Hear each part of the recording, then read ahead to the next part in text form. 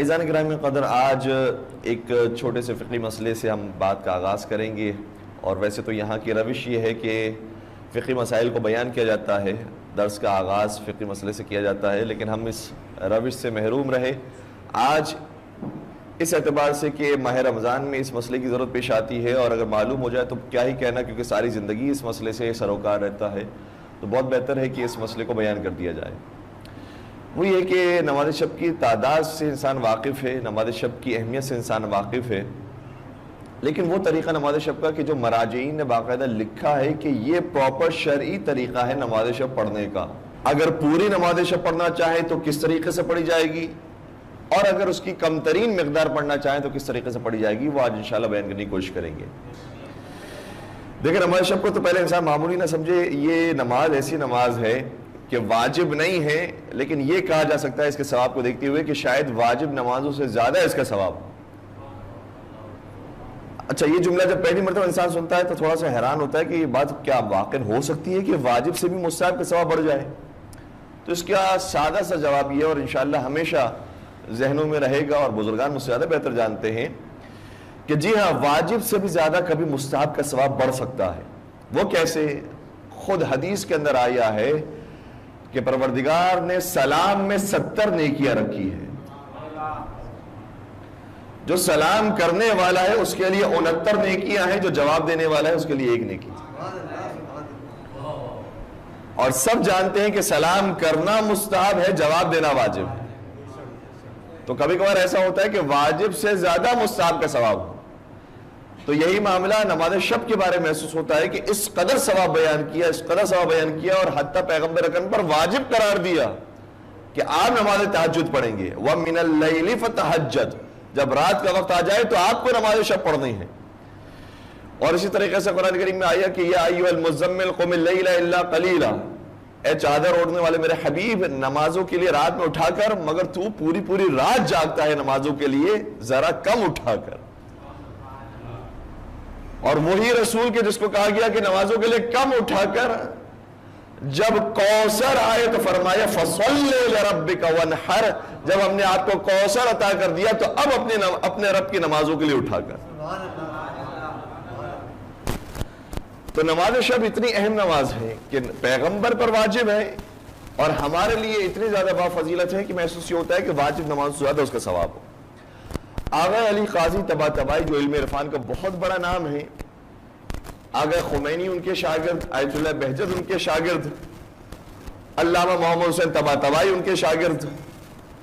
تو آغا علی قاضی طباطبائی سے کسی نے سوال کیا کہ اگر کسی کے پاس دنیا نہ ہو، دنیا میں غریب ہو، مفلس و نادار ہو، دنیا نہ ہو تو وہ کیا کرے؟ تو فرمایا نماز شب پڑھے. کہ اگر ایک شخص کی دنیا آباد ہو لیکن آخرت خراب ہو، پھر وہ کیا کرے؟ کہ اسے چاہیے نماز شب پڑھے. کہ اگر کسی کو دنیا اور آخرت دونوں چاہیے، وہ کیا کرے؟ کہ نماز شب پڑھے. اور روایات کو دیکھ کر بالکل یہی اندازہ ہوتا ہے کہ نماز شب پڑھنے سے دنیا بھی اعلیٰ ہے، آخرت بھی اعلیٰ ہے.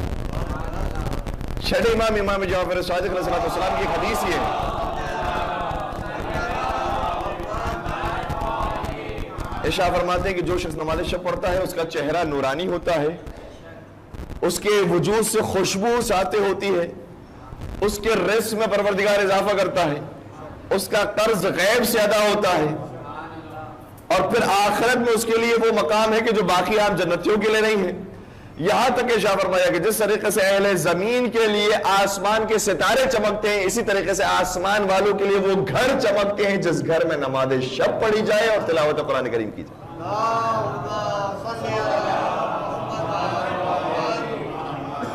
تو نماز شب سے دنیا بھی اعلیٰ ہے، آخرت بھی اعلیٰ ہے. اور ایک اور روایت ہمیں اور زیادہ مستحکم کرتی ہے کہ نماز شب کو کسی انداز میں نہ چھوڑے.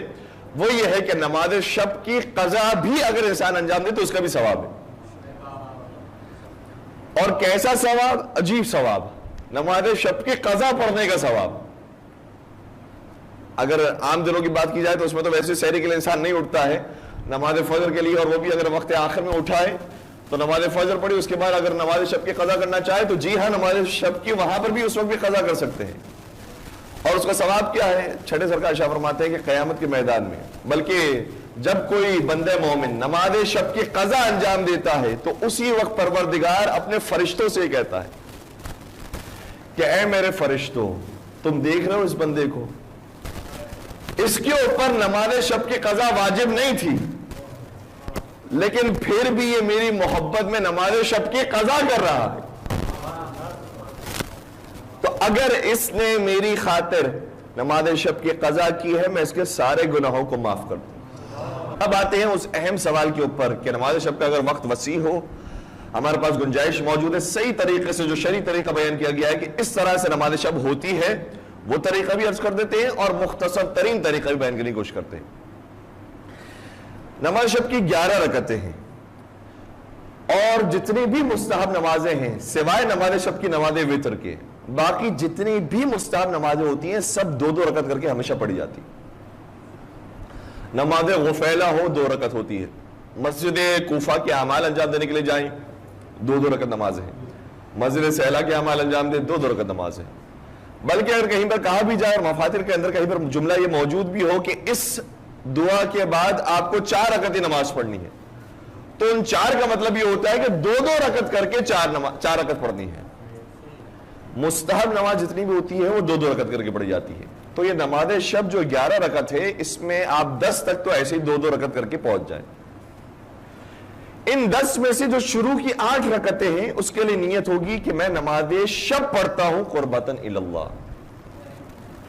2 رکعت جو شروع کی 4 نمازیں ہوں گی اس کے لیے نیت ہوگی میں نماز شب پڑھتا ہوں قربتاً اللہ۔ اور نماز شب اور نماز تہجد کا فرق ہمارے یہاں نہیں ہے، ہمارے یہاں نماز تہجد نماز شب ہی کو کہا جاتا ہے، نماز شب نماز تہجد ہی کو کہا جاتا ہے، برادران اہل سنت کے اندر اختلاف پایا جاتا ہے۔ اس طرح سے یہ 8 رکعتیں جب نماز تہجد یا نماز شب کی نیت سے پوری ہو جائیں گی، اس کے بعد 2 رکعت جو مزید ہے 9ویں اور 10ویں رکعت وہ نماز شف کی نیت سے ہے۔ صرف حرف اور صرف کلمہ تبدیل ہو گیا ہے نماز شف، جس کو ہمارے بعض بزرگان بعض عزیزان جو کہہ رہے ہیں نماز شفع، جو عربی میں اس کا تلفظ ہے وہ نماز شفع، جب جیسا کہ قرآن کریم کے اندر آیا وَالشَّفْعِ وَالْوَتْرِ کہ شفع اور وتر کی قسم، تو شفع یہ 9ویں اور 10ویں رکعت کی نیت ہے کہ میں نماز شفع پڑھتا ہوں قربتاً اللہ، شین فے عین، جس سے شفاعت بھی نکلا ہے۔ اس کے بعد آخری رکعت ہے جو نماز وتر کی نیت سے ہے یا نماز وتر کی نیت سے۔ وتر یا وتر کا مطلب ہوتا ہے ایک تنہا، وہ آخری 1 رکعت 11ویں رکعت نماز وہ نماز وتر کی نیت سے یا نماز وتر کی نیت سے پڑھی جائے گی۔ یہ پروننسیشن کا اختلاف ہے لیکن خیر نماز وہی ہے، اور ہماری نیت یہ ہے کہ جو نماز پروردگار عالم نے نماز شب کے بعد 2 رکعت واجب کی 2 رکعت قرار دی ہے وہ میں پڑھ رہا ہوں، اسی طریقے سے جو آخری رکعت قرار دی ہے وہ میں پڑھ رہا ہوں۔ تو یہ ہے نماز شب کی پوری نیتیں۔ اب آتے ہیں کہ اس کو انجام کیسے دینا ہے۔ جو شروع کی 8 رکعتیں تھیں 2 رکعت پڑھنے والی تھی، اس کو نماز فجر کی طرح انجام دینا ہے، ویسے ہی قنوت ہے، ویسے ہی سجدے ہیں، ویسے ہی رکوع ہے، ویسے ہی تشہد ہے، ویسے ہی سلام ہے۔ البتہ ایک اور مسئلہ بھی ہے لیکن میں اس لیے بیان نہیں کر رہا کہ کہیں بہت زیادہ ذہن الجھ نہ جائے، ابھی فی الحال یہی ذہن میں رکھ لیجئے گا کہ نماز فجر کی طرح وہ 2 رکعتیں کر کے پڑھ لی جائیں گی۔ پھر آتے ہیں نماز شفع کے اوپر۔ نماز شفع کو بھی نماز فجر کی طرح ہی پڑھنا ہے، صرف ایک فرق کے ساتھ کہ اس کی دوسری رکعت میں قنوت نہیں پڑھنا، تو قنوت نماز شفع میں نہیں پڑھنا۔ لیکن اگر اتفاق سے، چونکہ عادت کے اندر یہ ہوتا ہے بھول جاتا ہے انسان، قنوت کے لیے ہاتھ بلند کر لیتا ہے، قنوت پڑھ کے پھر رکوع میں جاتا ہے، پھر یاد آتا ہے کہ میں نماز شفع میں قنوت پڑھ لیا، تو اگر کوئی غلطی سے پڑھ لے تو کوئی حرج نہیں ہے، نماز ٹھیک ہو جائے گی، نماز پہ کوئی ایسا نقصان نہیں کہ جس سے کہا جائے کہ نماز باطل ہو گئی، باطل نہیں ہوئی۔ لیکن ویسے اصول یہ ہے کہ نماز شفع کے اندر قنوت نہیں پڑھنا۔ یہ 10 رکعتیں ہو گئی۔ اب آتے آخری رکعت پر جو اہم ترین رکعت ہے، اور یہی 1 رکعت وہ ہے کہ جس کے بارے میں بڑے بڑے مراجعین فرماتے ہیں کہ پوری اگر نماز شب نہ بھی پڑھ سکو، یہی 1 رکعت پڑھ لو، انشاءاللہ پروردگار پوری نماز شب کا ثواب دے گا، جس میں آیت اللہ سستانی بھی موجود ہے۔ آیت اللہ سستانی فرماتے ہیں کہ پوری 11 رکعت نماز پڑھنے کا وقت نہ ہو، ایک آخری رکعت پڑھ لیں نماز وتر تو وہ بھی نماز شب کے اندر شمار ہو جائے گی۔ اب نماز وتر کا جو پورا تفصیلی طریقہ ہے وہ بھی بیان کر دیتے ہیں، اور جو مختصر طریقہ وہ بھی۔ جو تفصیلی طریقہ وہ یہ ہے کہ جب ایک رکعت نماز پڑھنی ہے تو اللہ اکبر کہہ کے ہم نے الحمد شروع کیا، الحمد پڑھنے کے بعد سوروں کے اندر تھوڑی سی تفصیلات ہیں، لیکن میں فی الحال وہ چھوڑ رہا ہوں کہ کہیں اس کے بعد دوبارہ ذہن کنفیوز نہ ہو جائے۔ کوئی بھی سورہ پڑھ کر اللہ اکبر کہہ کے قنوت میں ہاتھ کو بلند کیا۔ اب قنوت اس کا سب سے زیادہ اہمیت رکھتا ہے۔ قنوت میں 5 باتیں ہیں، بنجتن بھی 5، یہاں قنوت کے اندر باتیں بھی 5، اور ان باتوں کو یاد رکھنے کے لیے جو ترتیب ہے آیت اللہ سستانی نے جو بیان بھی کی ہے وہ اس طریقے سے ہے کہ پہلے چھوٹا فگر ہے، اس کے بعد اس سے بڑا فگر ہے، اس کے بعد اس سے بڑا فگر۔ سب سے جو چھوٹا فگر ہے جو قنوت میں جانے کے بعد انجام دینا ہے وہ کیا ہے کہ 40 مومنین کے لیے دعائیں مغفرت کرنی ہے۔ پہلے 40 مومنین کے لیے دعائیں مغفرت، اس کے بعد ہے کہ پھر آپ جو دعا مانگنا چاہے دعا مانگیں، اپنی حاجات طلب کریں۔ اب اس کے اندر آپ ربنا آتنا فی الدنیا حسنہ وفی الآخرۃ حسنہ وقنا عذاب النار، اور اس طریقے سے بہت ساری دعائیں مانگ سکتے ہیں۔ اس کے بعد مرحلہ آتا ہے 70 مرتبہ کا، 40 کے بعد آتا ہے عدد 70 مرتبہ۔ 70 مرتبہ کہنا ہے استغفر اللہ ربی واتوب الیہ، جو ہم 2 سجدوں کے درمیان بھی کہتے ہیں استغفر اللہ ربی واتوب الیہ، بالکل وہی سٹیٹمنٹ 70 مرتبہ انجام دینا ہے۔ پھر اس کے بعد 7 مرتبہ کہنا ہے، 70 کے ساتھ جڑا ہوا عدد ہے 7، وہ ایک شاید نیا جملہ ہو، تھوڑا سا دقت ہوگی یاد کرنے میں، میں دہرا دیتا ہوں، ریکارڈ بھی ہو رہا ہے اور انشاءاللہ یاد رہے گا۔ وہ یہ ہے کہ ھذا مقام العائذ بک من النار، اے میرے رب یہ اس بندے کا مقام ہے کہ جو تیری پناہ میں آنا چاہتا ہے، جو آتش جہنم سے چھٹ کر تیری پناہ میں آنا چاہتا ہے، یہ اس بندے کا مقام ہے۔ ہم نے استغفار کر لیا 70 مرتبہ، اب ہم یہ جملہ 7 مرتبہ کہہ رہے ہیں۔ پھر آخری سٹیج آتا ہے 300 مرتبہ کہنا ہے الف الف الف الف الف، یہ کہتے رہنا ہے کہ پروردگار معافی پروردگار معافی پروردگار معافی، 300 مرتبہ الف کہنا ہے۔ اس طرح سے یہ ہمارا قنوت مکمل ہو جائے گا۔ تو 5 چیزیں تھی، میں بہت مختصر طریقے سے بیان کر رہا ہوں۔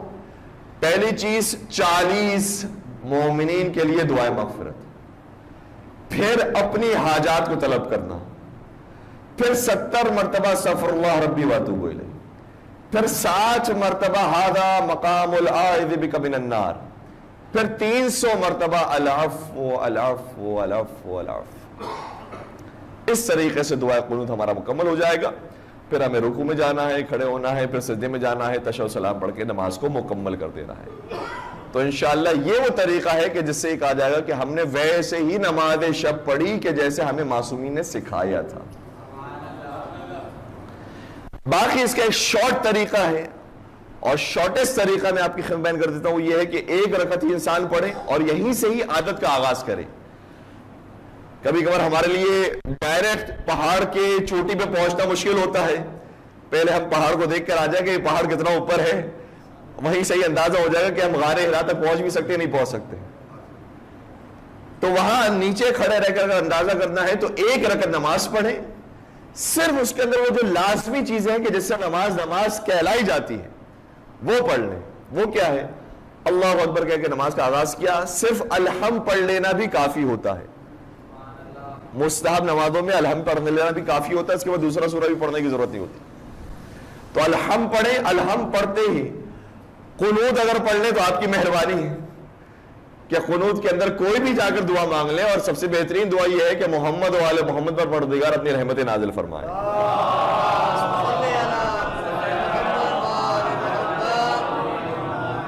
ورنہ اتنا قنوت بھی مستحب ہے، اگر اتنا بھی چھوڑنا چاہیں تو خدا بھی آپ کو چھوڑ دے گا کہ پکڑے گا نہیں۔ لیکن اگر قنوت مختصر پڑھنے، مختصر پڑھتے ہی رکوع میں چلے جائیں، رکوع میں جانے کے بعد جو واجب مقدار ہے رکوع کی وہ کیا ہے؟ سبحان ربی العظیم وبحمدہ، بس۔ یا دوسرا آپشن یہ ہے کہ ہم کہیں 3 مرتبہ سبحان اللہ سبحان اللہ سبحان اللہ، یہ ہے ذکر رکوع، بس اتنا پڑھ لیں رکوع ہو گیا۔ اس کے بعد اگر درود وہاں پر بھی پڑھ لیں تو بھی اچھی بات ہے، زیادہ مرتبہ سبحان اللہ کہہ لیں تو بھی اچھی بات ہے، لیکن واجب مقدار ادا ہو گئی۔ اس کے بعد پھر کھڑے ہونا ہے۔ سمع اللہ بھی مستحب واجب نہیں ہے، وہ بھی کہے بغیر اگر انسان ڈائریکٹ سجدے میں چلے جانا چاہے تو بھی جا سکتا ہے، چلا جائے سجدے کے اندر۔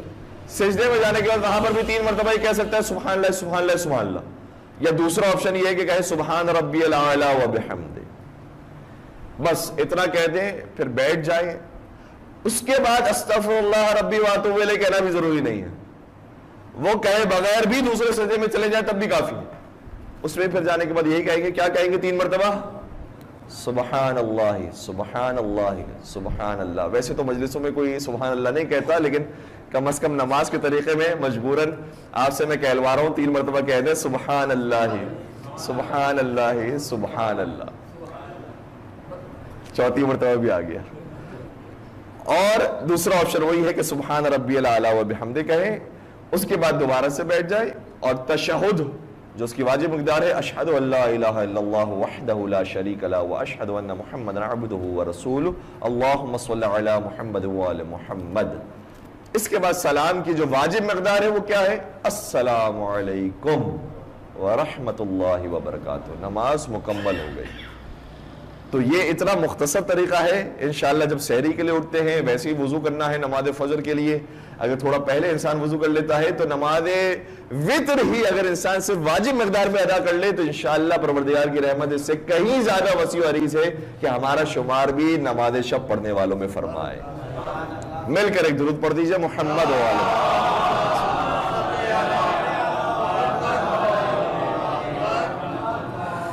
آج جی بسم اللہ جی جی جی جی اتفاق سے آج ہی میں آیت اللہ سستانی کی جو ویب سائٹ کو دیکھ رہا تھا، اس میں انہوں نے بیان فرمایا، اور تقریباً ظاہراً تمام ہی مراجعین کا یہ فتویٰ ہے کہ اگر ہم واجب نماز پڑھ رہے ہیں تو اس کے اندر مستحب کی نیت کو داخل نہیں کیا جا سکتا۔ قضا نمازیں اگر پڑھ رہے ہیں تو وہ قضا ہی لکھی جائیں گی، قضا ہی کا ثواب پہنچے گا، قضا ہی کی ادائیگی ہوگی، نماز شب اپنی جگہ پر باقی ہے۔